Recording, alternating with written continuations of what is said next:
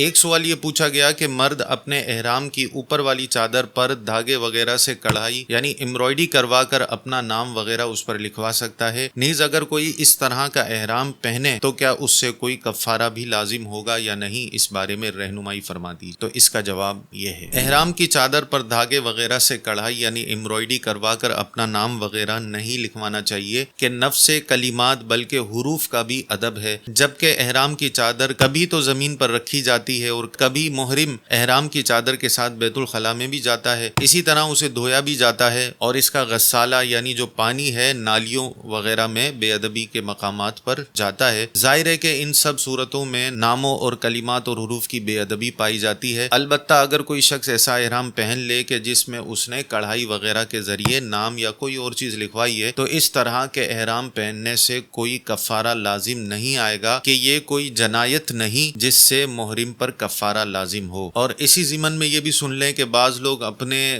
کرتوں پر جو ہے نام وغیرہ لکھواتے ہیں، حروف تہجی وغیرہ لکھواتے ہیں، تو اس میں بھی احتیاط یہی ہے کہ نہ لکھوایا جائے۔ اسی طرح کی اسلامک نالج حاصل کرنے کے لیے ہمیں فالو کریں اور اس ویڈیو کو لائک اور شیئر ضرور کیجیے گا۔